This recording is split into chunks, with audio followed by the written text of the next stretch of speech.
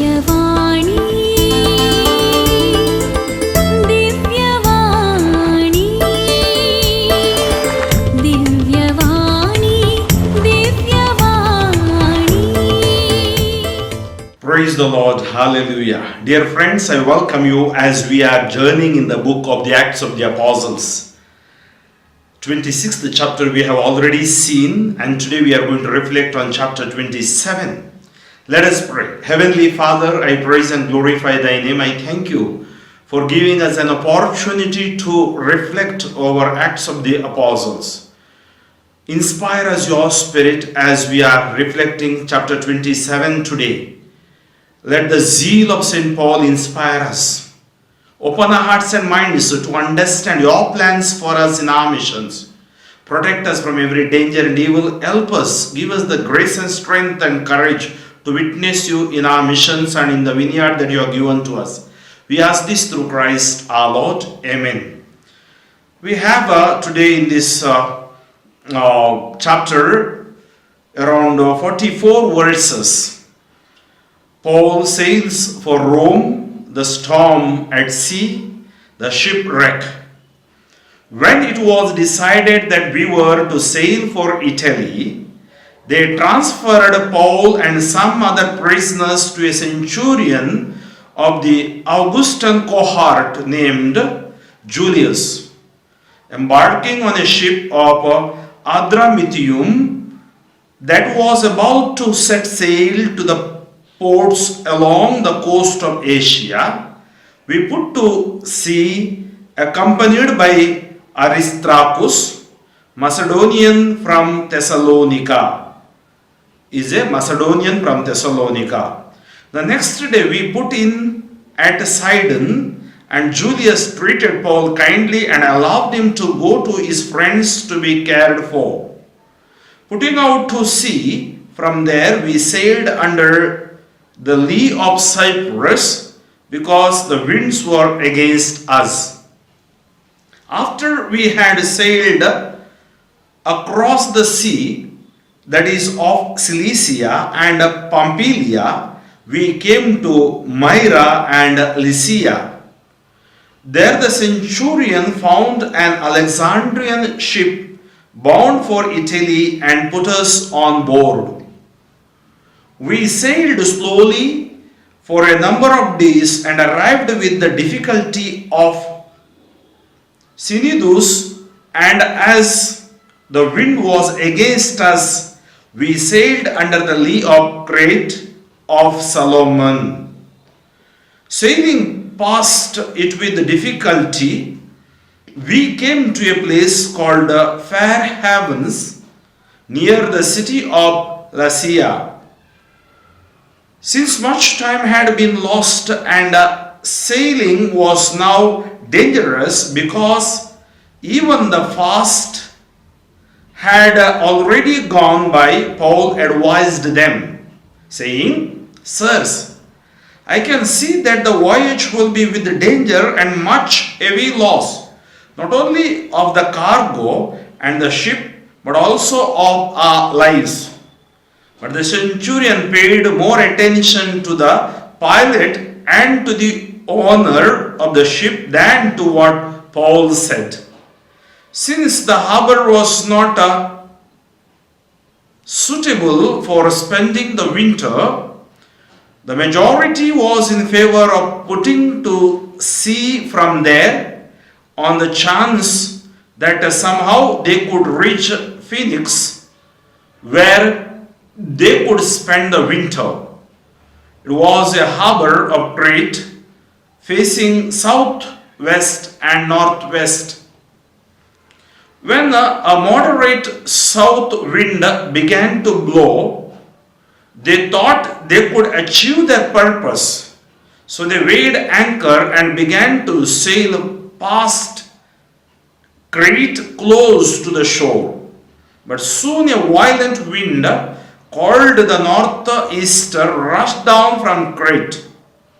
Since the ship was caught and could not be turned head-on into the wind, we gave way to it and were driven. By running under the lee of a small island called Cauda, we were scarcely able to get the ship's boat under control. After hoisting it up, they took measures to undergird the ship. Then, fearing that they would run on the Serrao, they lowered the sea anchor and so were driven. We were being pounded by the storm so violently that on the next day they began to throw the cargo overboard, and on the third day with their own hands they threw the ship's tackle overboard.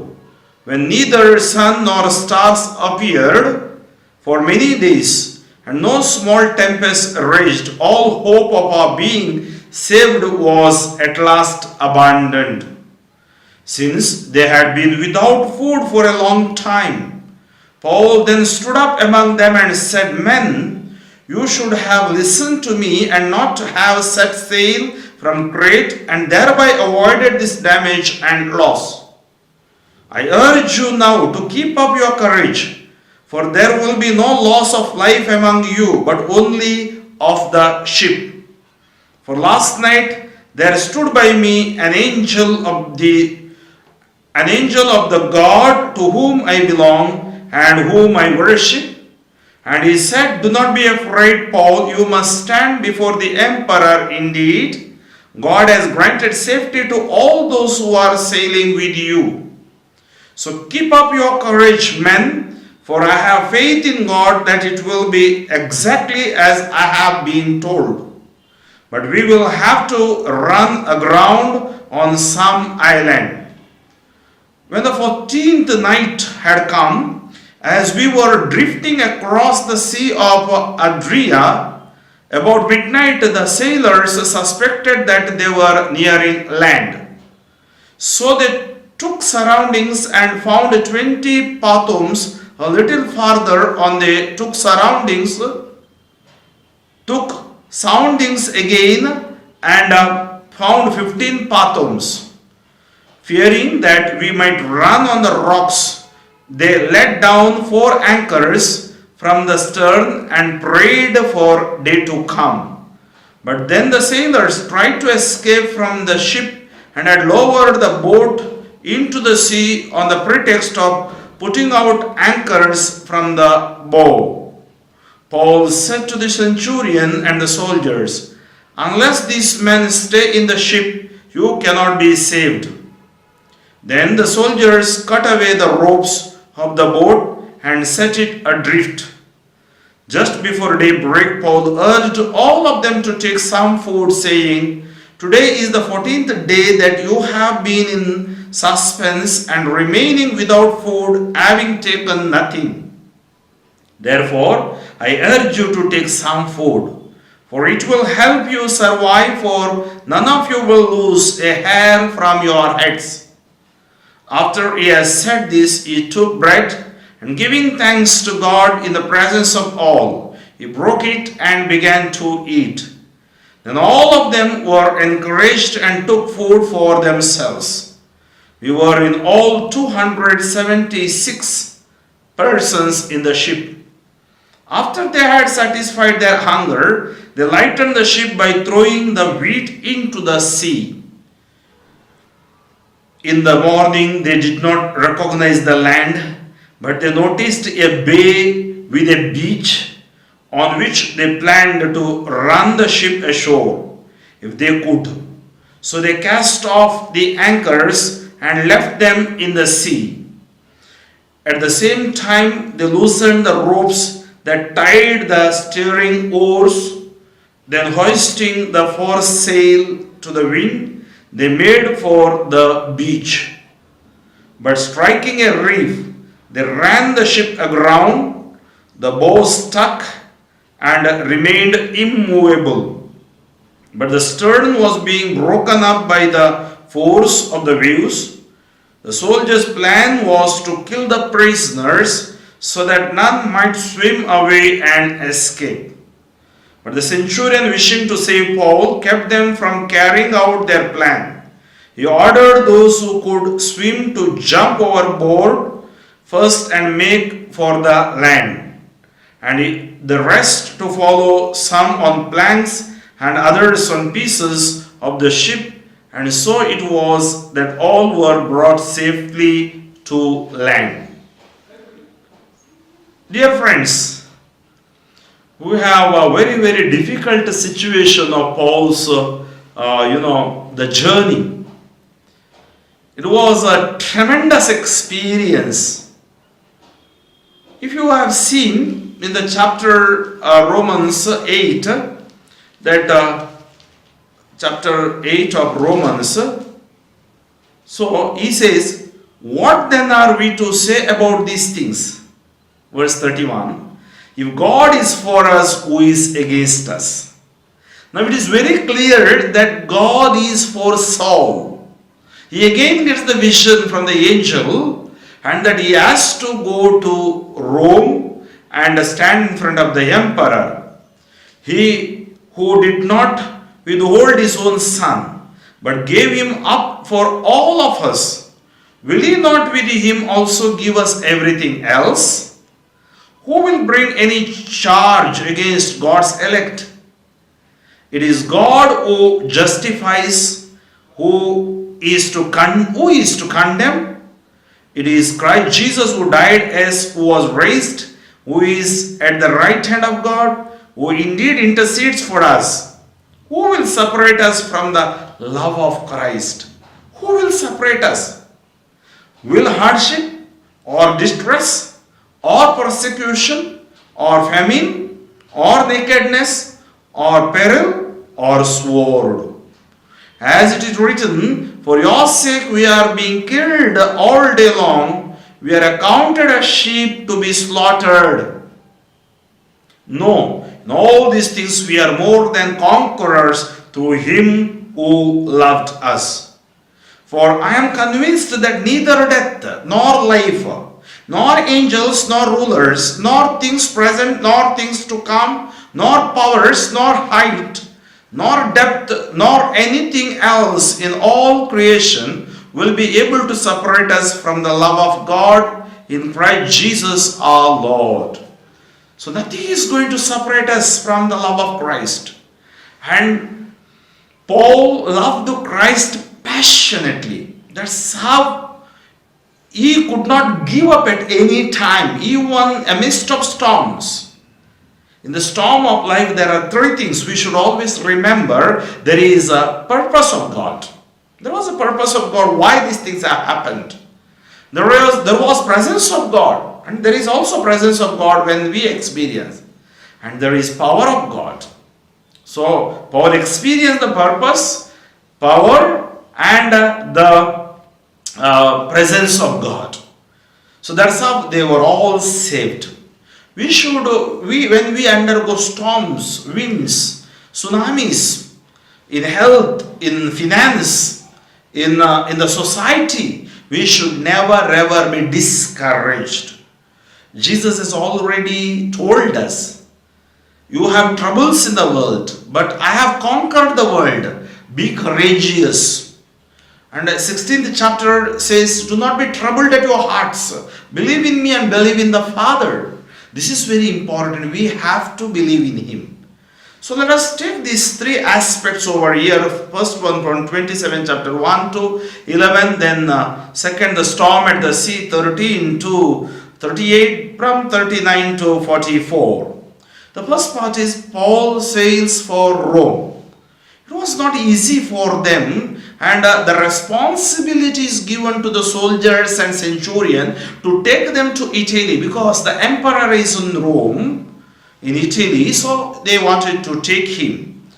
When it was decided that we were to sail for Italy, they transferred Paul and some other prisoners to a centurion of the Augustan cohort named Julius. So Julius was in charge, and Julius was, he was good with Paul also. Embarking on a ship of Adramyttium that was about to set sail to the ports along the coast of Asia, we put to sea accompanied by Aristarchus, a Macedonian from Thessalonica. The next day we put it and Sidon, and Julius treated Paul kindly and allowed him to go to his friends to be cared for. So he allowed him to go to his friends, and there were 276 persons in the ship. It's not a small ship, it's a big ship. And the cargo that they were carrying. So putting out to sea from there, we sailed under the lee of Cyprus because the winds were against us. After we had sailed across the sea that is of Cilicia and Pamphylia, we came to Myra and Lycia. There the centurion found an Alexandrian ship bound for Italy and put us on board.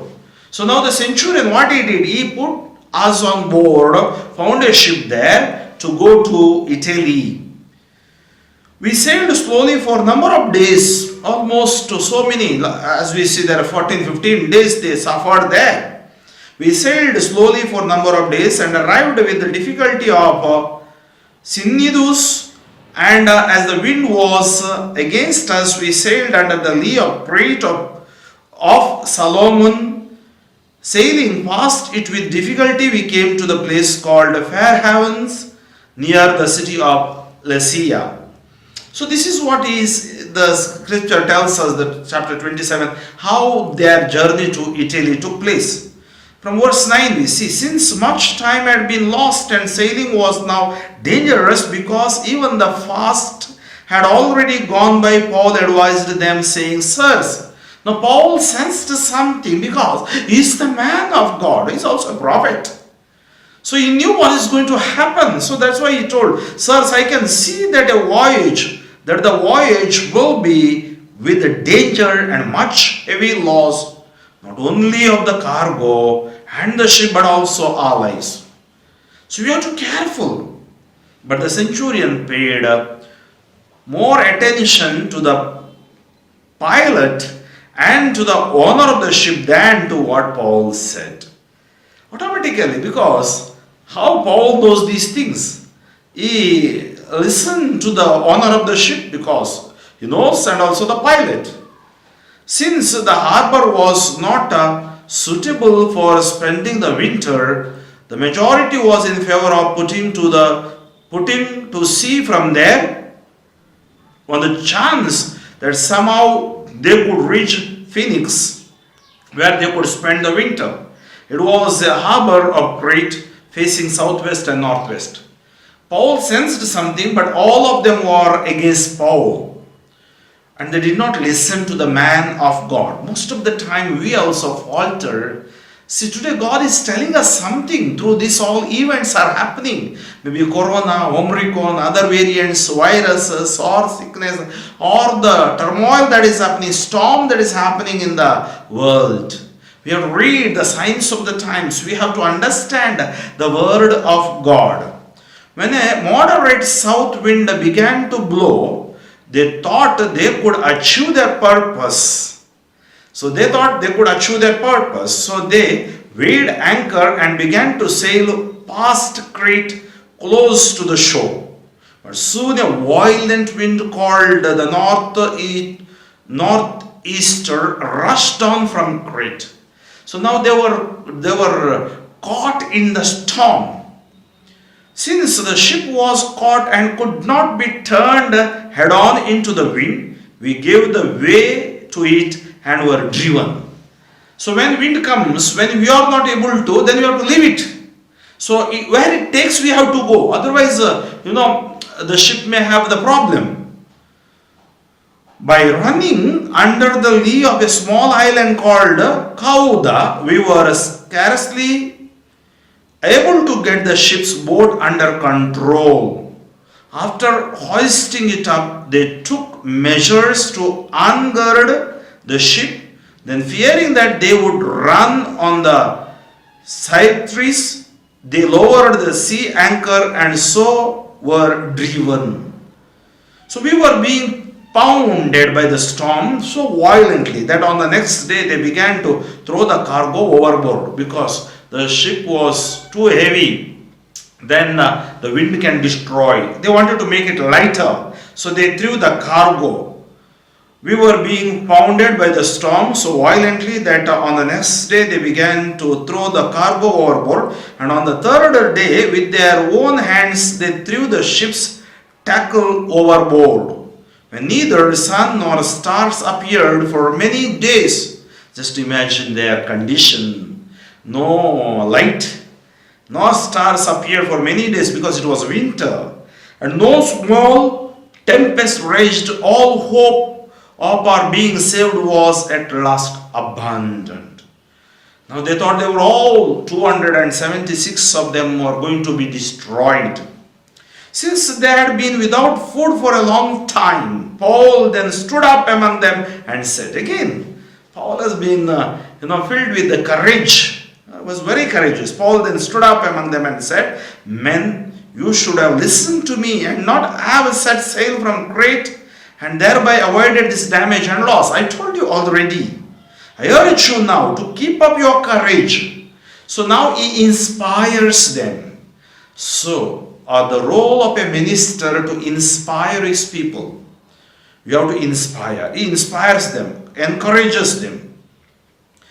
And he says, keep up your courage, for there will be no loss of life among you, but only of the ship. Ship is going to be broken, and you will not have any damage for your life. How? Why? For last night there stood by me an angel of God to whom I belong and whom I worship. And he said, do not be afraid, Paul. You must stand before the emperor. And indeed, God has granted safety to all those who are sailing with you. So keep up your courage, men, for I have faith in God that it will be exactly as I have been told.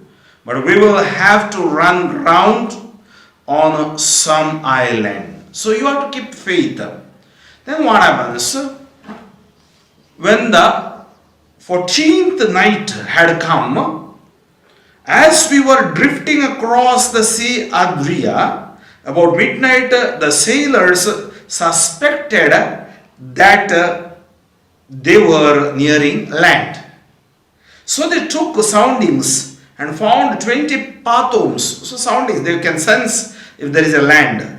A little farther on they took soundings again and found 15 pathoms. Fearing that we might run on the rocks, they let down 4 anchors from the stern and prayed for a day to come.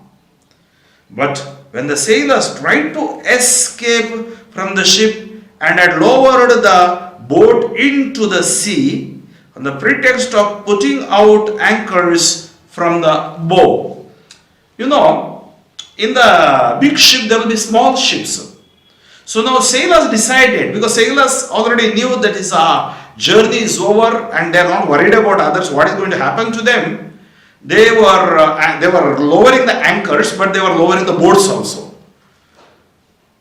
Paul said to the centurion and soldiers, Paul was very prudent, unless these men stay in the ship, you cannot be saved. Sailors run away, you cannot be saved. Then the soldiers cut away the ropes of the boat and set it adrift. Just before daybreak, Paul urged all of them to take some food, saying, today is 14th day that you have been in suspense, remaining without food, having eaten nothing. You know, the fear of the life, fear of the death, everything is they have. They were not eating because of the fear for 14 days. And now, therefore, I urge you to take some food, for it will help you survive. For none of you will lose a hair from your heads. Once again, he gives them hope. After he had said this, he took bread and giving thanks to God in the presence of all, he broke it and began to eat. So we see the Eucharist he celebrates there. What saves them is Eucharistic Lord. What saves from the shipwreck of our church, our community, it is the power of the Eucharistic Jesus. So Jesus is there, and that's why Paul was very much convinced about this. So he celebrates the Eucharist. Then all of them were encouraged. See, you get strength, draw strength from the Eucharist, encouraged and took food for themselves. We were in all 276 persons in the ship. After they had satisfied their hunger, they lightened the ship by throwing the wheat into the sea. Again, they threw out some more cargo into the sea. Now what happens? The shipwreck happens. In the morning, they did not recognize the land, but they noticed a bay with a beach, on which they planned to run the ship ashore if they could. Ship cannot be brought to the shore because they have to stop somewhere. From there, they have to swim. They can't walk because they already cut those small boats. So they cast off the anchors and left them in the sea. At the same time, they loosened the ropes that tied the steering oars. Then, hoisting the foresail to the wind, they made for the beach. By striking a reef, they ran the ship aground. The bow stuck and remained immovable.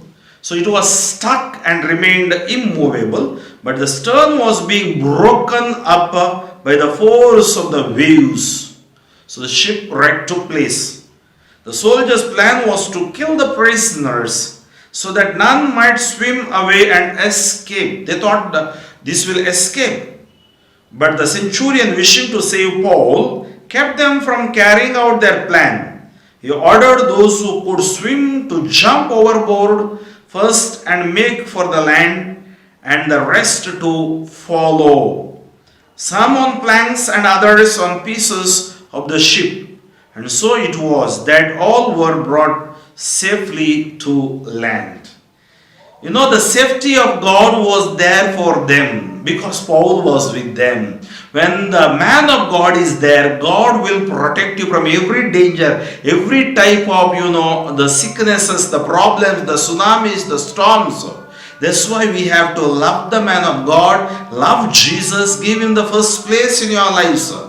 Dear friends, today how God saved Paul, and the same God who saves us in our lives too. When we undergo such type of crisis, storms or shipwreck, the things that have happened to us or in our lives that we have experienced, the God who brought the salvation through Jesus is ready to save us. So let us pray. Heavenly Father, we praise you, we glorify you, we thank you for all the blessings that are showered upon us. We love you, Lord, for your mighty anointing to Saint Paul.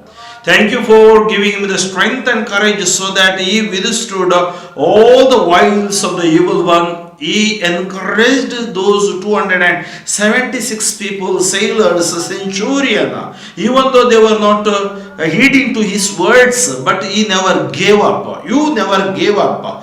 Father God, we know that you are not going to give up on your children. And we are sinners, as we are weak, but you love us so much. Today I pray for my brothers and sisters, those who are listening to me, and those who are in the preaching, healing, deliverance ministry. Bless them, Lord. Those who are in prayer groups, Lord, let them not give up, Lord. Like St. Paul, he alone stood by all the problems that occurred to him, storms that came in front of him, because he was able to withstand the devil. He was able to withstand the problems, the storms. Give us the same courage, same strength to withstand those wiles of the evil things that attacks us. Maybe through our physical attack, through our society, it attacks us. Maybe through our own friends that attacks us, Lord. Maybe through the various sickness it attacks us. Help us not to give up. Help us not to give up, Lord, so that we may withstand the wiles of the devil. We may crush him as you crushed him, Lord. Fill your children with the Holy Spirit. Let the spirit of courage come upon us. Let the spirit of faith come upon us. Let the spirit of complete trust and surrender come upon us. Let the spirit of obedience come upon us. Let the spirit of simplicity come upon us. Let the spirit of sincerity come upon us, Lord. Lord, bless each one of us in our lives from all the bondages and blocks, from all the disturbances, so that we may be able to proclaim you, Lord, witness you, Lord. Maybe give our lives as St. Paul was ready to sacrifice himself with your strength, with your power, with your might. Give us that same power to us, Lord. Especially I pray for those who proclaim the good news through the YouTube channels, maybe retreat centers, prayer group leaders, and all those Diocese and Service Communion, National Service Communion, International Service Communion, your church, the members, the evangelizers. Bless them, protect them, have mercy on them. And you be with them, you strengthen them, Lord. I bind the blocks, bondages, curses that is occurring upon us to go out in your name, Lord. I pray those people that are sick may be healed in your name, Lord. Maybe those who are traveling on the air, water, and on the ground, protect them, Lord. Be with them, Lord. All those who are met with an accident, Lord, heal them. There are thousands of intentions people have put forward through internet, especially through WhatsApp, Facebook, and mobiles, Lord. We surrender those intentions. We pray for the healing. As you touch the man near the pool of Bethesda for 38 years, as you touch the woman in the marriage for 12 years, as you touch the deaf, dumb, and mute people, right now touch your people, anoint your people, heal your people. May you experience your healing in Jesus' name. Amen. May Almighty God bless you, the Father and the Son and the Holy Spirit. Amen. Father Franklin D'Souza, Diocese of Shimoga, pray for me, friends. Amen. Divyavani.